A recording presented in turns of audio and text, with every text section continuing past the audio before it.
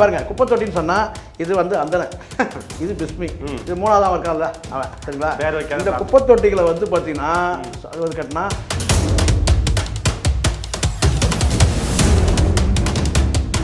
இந்த வலைபேச்சு என்ற பேரில் இந்த 3 குப்பை தொட்டிகளை இவங்க வந்து பண்ணுறது சொல்கிறது அத்தனையும் போய் விஜய் ரசிகர்களையும் அஜித் ரசிகர் ட்ரிகர் பண்ணி தூண்டி விட்டு இவங்க குளிர் காஞ்சிட்டு இருக்கிறாங்க. ஒரு நடிகரை வந்து கொச்சப்படுத்துறாங்க, சாதி ரீதியாக வந்து பார்த்தீங்கன்னா வன்மத்தை கொட்டுறாங்கன்னா நடிகர் சங்கம் என்ன பண்ணுது? கோடிக்கணக்கில் பணம் வாங்கிட்டு இப்போ என்ன சொன்னால் வந்து வடிவேல ப்ரொமோட் பண்ணணும், அதுக்கான அஜெண்டா பேசிட்டு இருக்கிறது 2 பேர் தான். சினிமாவை ஒட்டுமொத்த சினிமாவை மிரட்டுறானுங்க சார் இவனுங்க. அப்போ நடிகர் சங்கம் என்ன பண்ணுது? அந்தனன்ற குப்பை தொட்டி வந்து நான் சொல்கிறேன், இது வந்து சூரி கூட பக்கத்தில் நின்னாரு, அவருடைய உதவியாளர் வந்து பணம் கட்டு பணம் கொண்டு வந்து கொடுத்தாருன்றான். அதை வாங்கினா இல்லைன்னு சொல்கிறேன். வடிவேல் பொறுத்த வரைக்கும் தமிழ் சினிமாவில் அவருடைய அத்தியாயம் க்ளோஸ்.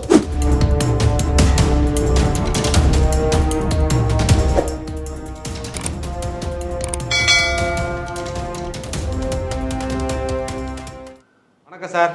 வணக்கம் சார். வணக்கம். இந்த ஹேமா கமிட்டி அறிக்கையோட பரபரப்பாக போயிட்டு இருக்கிறது பார்த்தீங்கன்னா பிஸ்மி அந்தனன் இந்த வலைபேச்சு மாஃபியா கும்பலை வந்து நீங்கள் போட்டு அடின்னு அடிச்சதுக்கு அப்புறம் குப்பை தொட்டின்னு சொல்லுங்க சார். அவங்க குப்பை தொட்டிங்கன்னு சொல்லுங்க. ஓகே, அவங்களை அடிச்சதுக்கு ஆனால் உண்மைதான், நம்ம அடித்த பிறகு இப்போ போகிற வரவங்களாம் கூப்பிட்டு அடிச்சுட்டு போயிட்டு இருக்கிறாங்க. இணையத்தில் யாரெல்லாம் போகிறாங்களோ வராங்களோ போகும்போது வலது கையில் அடிக்கிறானுங்க, வரும்போது இடது கையில் அடிக்கிறானுங்க. டேய் அந்தனா இங்கே வாடா போட்டு அடிக்கிறானுங்க, டேய் பிஸ்மி இங்கே வாடா அடிக்கிறானுங்க. இந்த 3வது ஒருத்தர் இருக்கான்ல அவனை கூப்பிட்டு ஒரு தட்டு தட்டிட்டு அவனுக்கு மட்டும் ஒரு ஆறுதலாக ஒரு தட்டு தட்டிட்டு போயிடுறாங்க.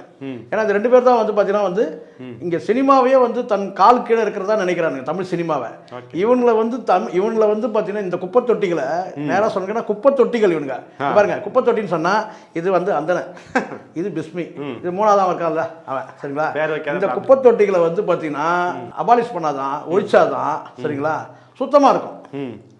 குப்பை தொட்டிகள் வந்து என்னன்னா சுத்தமாக இருக்கிறது தான் குப்பை தொட்டி தேவை. ஆனால் இவனுக்கு வந்து கேட்டிங்கன்னா இந்த குப்பை தொட்டிகளால் வந்து தமிழ் சினிமா வந்து அசுத்தமாகுது, குப்பையாக மாறிட்டு இருக்கு, குப்பை ஆக்குறானுங்க. அதனால் இந்த குப்பை தொட்டிகளை வந்து காலி பண்ணணும் சரிங்களா. அப்போ அதுக்கான வேலை என்ன செய்யணுமோ அதை நம்ம செஞ்சுட்டு இருக்கிறோம். ஆமாம், என்னைக்கு இல்லாமல் இன்னைக்கு என்ன திடீர்னு குப்பை தொட்டி முன்னாடி உட்காந்துட்டு இருக்கீங்க சார்? அதுதான் சார் நான் சொல்கிறேன்ல உங்களுக்கு, இந்த குப்பை தொட்டிகள் எல்லாரையும் குப்பைன்னு சொல்லிட்டு இருக்கு. ஆமாம், நடிகர்கள் நல்ல கலைஞர்கள், சிறந்த கலைஞர்கள், கஷ்டப்பட்டு உழைச்சி முன்னேறி வரவங்கள இவங்க இந்த பிச்சை எடுத்து சாப்பிட்ற இந்த குப்பை தொட்டிகள் இது பிச்சை எடுத்து தமிழ் சினிமாவை சுரண்டி தமிழ் சினிமா தொழிலை வந்து நாசப்படுத்தி பிழைக்கிற வந்து இந்த இதில் சோத்து தின்ற இந்த பன்னாடைகள் போட்டுங்க, நல்லா இருக்கும், கரெக்டாக இருக்கும் அந்த வார்த்தை பன்னாடைகள். ஸோ இந்த பன்னாடைகள் இருக்கிற இந்த குப்பை தொட்டியை வந்து ஒழிக்கணும். அப்போ தான் வந்து தமிழ் சினிமா நல்லா இருக்கும்.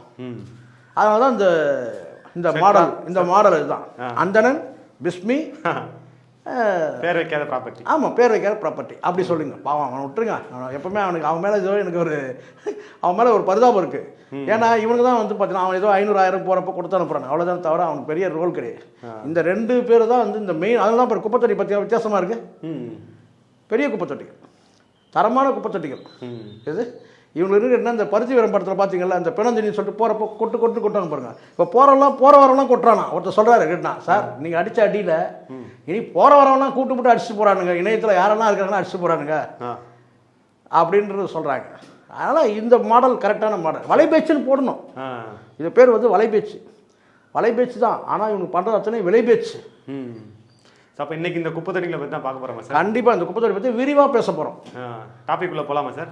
தாராளமாக போகலாம், ரெடி சார். இப்போ ஒரு 3 நாளைக்கு முன்னாடி கூட வலைபேச்சில் மீண்டும் வந்து திரு யோகி பாபு அவர்கள் சீன்ற மாதிரியே வந்து வீடியோ போட்டிருக்காங்க. அது ஒரு முக்கியமான பாயிண்ட் என்ன அப்படின்னா, வலிமை படத்தில் ஆரம்ப கட்டத்தில் யோகி பாபு அவர்கள் வந்து கலந்துக்கிட்டதாகவும், ஆனால் பின் வந்து அஜித் சொல்லி தான் வந்து யோகி பாபு வந்து படத்துலேருந்து ஹெச்சினத்தை தூக்கிட்டதாகவும் ஒரு பெரிய குற்றச்சாட்டை வைக்கிறாங்க. அது ஏன்னா அந்த வன்மத்தை தான் நம்ம கிட்ட வந்து ஷேர் பண்ணிக்கிட்டாரு யோகி பாபு, இந்த மாதிரி என்ன கையை தொடாதன்னு தீண்டாமையே பண்ணார் அப்படின்னு சொல்றாரு. அது உண்மையா சார்?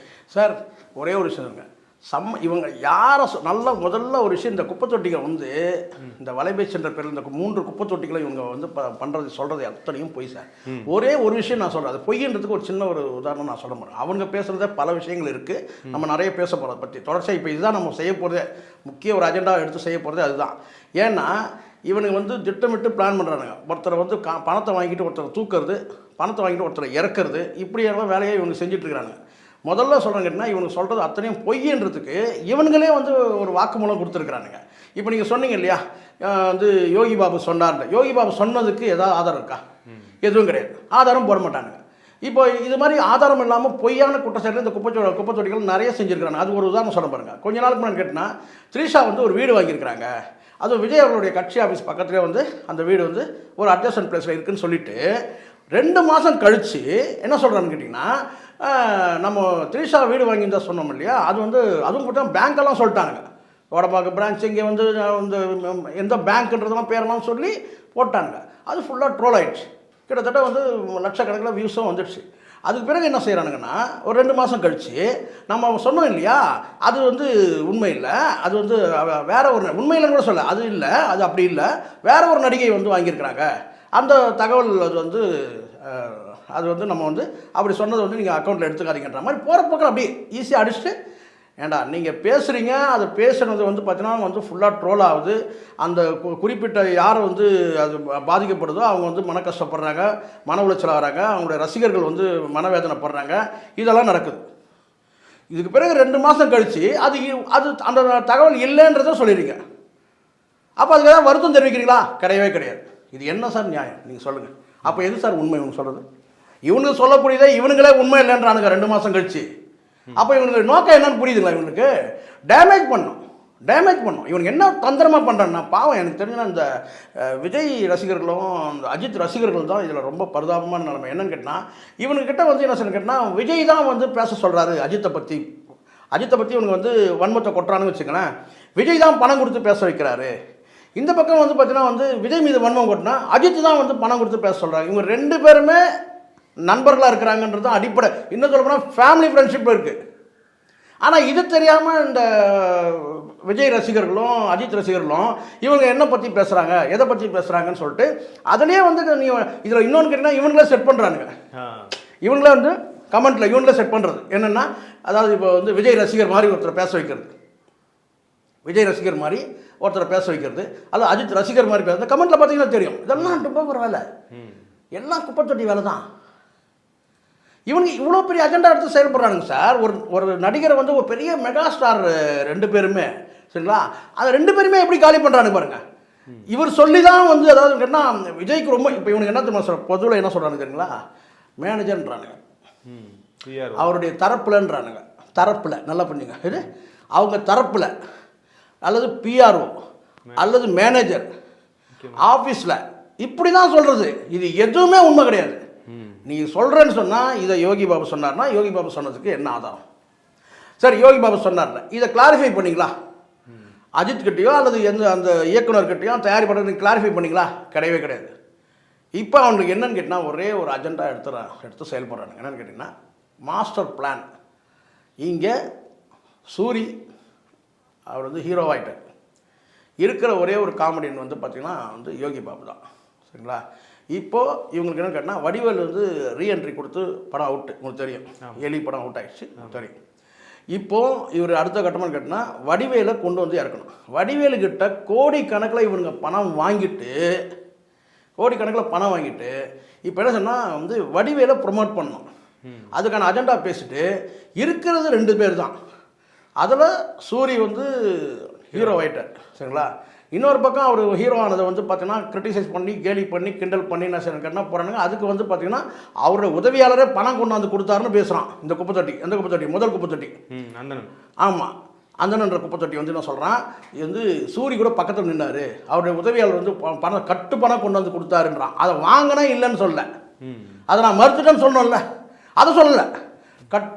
கட்டு பணம் கொண்டு வந்து கொடுத்தாரு, பக்கத்தில் சூரியன் நின்னாரு. அப்போ என்னன்னா, அதாவது கெஞ்சுறாங்கய்யா எங்களை, எது எங்களை பாவம் ப்ரொமோட் பண்ணுங்கன்ற மாதிரி. இப்போ பாருங்கள், தயாரிப்பாளர் பணத்தை கொட்டுறாரு, இயக்குனர் உழைப்பை கொட்டுறாரு, ஆயிரக்கணக்கான பேர் வந்து சினிமாவில் வந்து உழைப்பை கொட்டுறாங்க.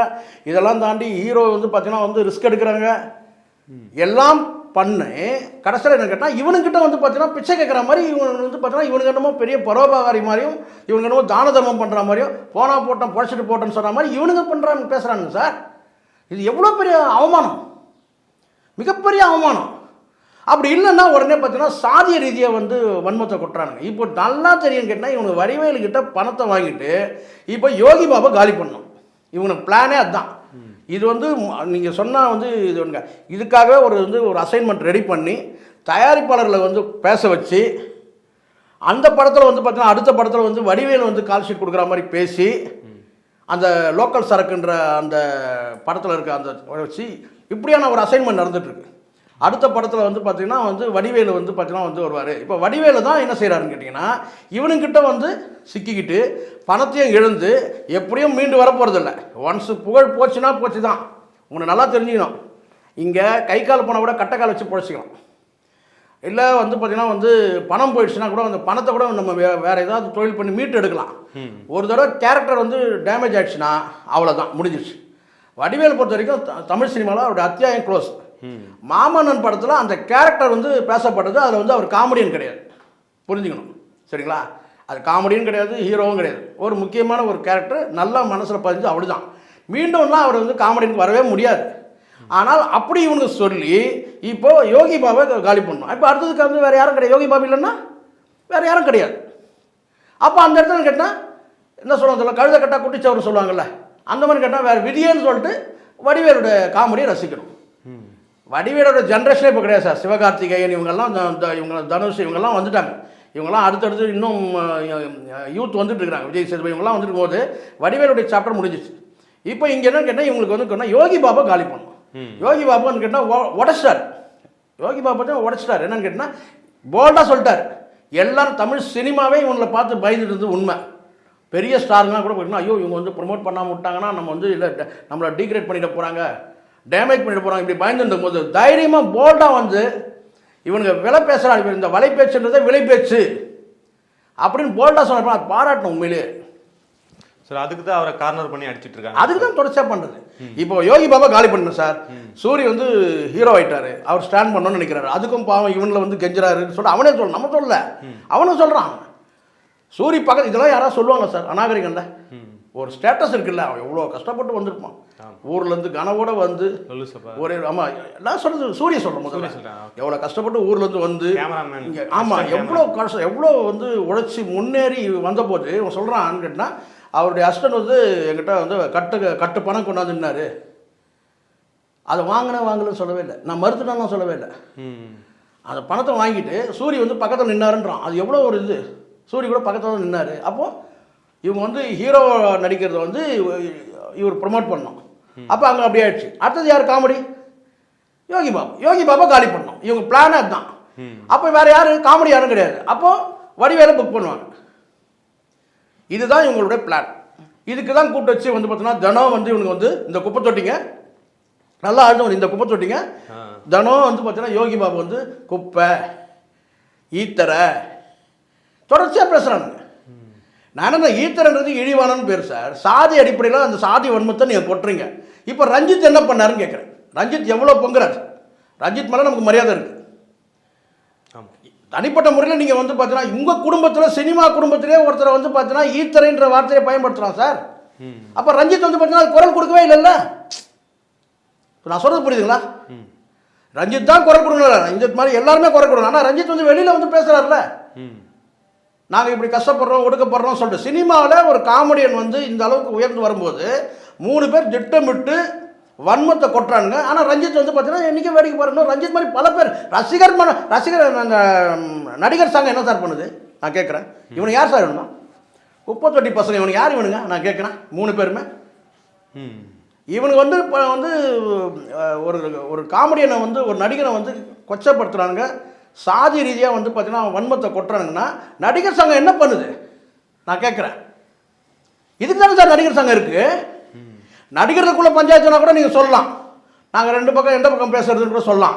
ஆனால் சம்பந்தமே இல்லாத இவனுக்கு வந்து பார்த்தீங்கன்னா இவனுக்கு வந்து 3 பேர் வந்து வன்மத்தை கொட்டுறானுங்க, எல்லாரையும் மிரட்டுறானுங்க. வலைபேச்சுன்ற பேரில் விலை பேசிட்டு அத்தனை பேரையும் சினிமாவே ஒட்டுமொத்த சினிமாவே மிரட்டுறானுங்க சார் இவனுங்க. அப்போ நடிகர் சங்கம் என்ன பண்ணுது நான் கேட்குறேன். தயாரிப்பாளர் பிரச்சனைனா என்ன செய்யணும்? தயாரிப்பாளர் சங்கத்தில் போய் என்ன சொல்லணும்? இவனு யார் கட்ட பஞ்சாயத்து பண்ணுறதுக்கு நான் கேட்குறேன். செருப்பால் அடிக்கணும் சார். ஒரு முறை அடித்தா சரியாயிருவானுங்க இவனுங்க. பொறுக்கி பசங்க. நான் சொல்கிறேன் 3 பேருமே சொல்கிறேன், 3 பேருமே பொறுக்கி பசங்கன்ற நான். இவனுக்கு என்ன கட்ட பஞ்சாயத்து பண்ணுறது? பிரச்சனைன்னா அது சம்மந்தப்பட்ட தயாரிப்பாளர் சங்கம் இருக்குது, நடிகர் சங்கம் இருக்குது, இயக்குநர்கள் சங்கம் இருக்குது. சங்கத்தில் முறையிட்டோம், சங்கம் அதுக்கு தானே சார் சங்கம் இருக்குது. இவனுக்குன்னா மீடியான்ற பேரில் உட்காந்துக்கிட்டு பொறுக்கி பசங்க வன்மத்தை கொட்டுறது, ஈத்தர குப்பை சத்தியம் பண்ணு. நீ வந்து சாமி மேலே சத்தியம் பண்ணுன்றான், ஒருத்தன் குழந்தை மேலே சத்தியம் பண்ணுன்றான். இதெல்லாம் ஈஸியாக கடந்து போகக்கூடாது சார், இறங்கி அடிக்கணுன்றேன் சார். இந்த யோகி பாபுக்கும் அஜித்துக்கும் நடந்த பிரச்சனையில் யோகி பாபு சைடில் இருந்து எந்த ஒரு பெரிய ரியாக்ஷனும் காட்டல.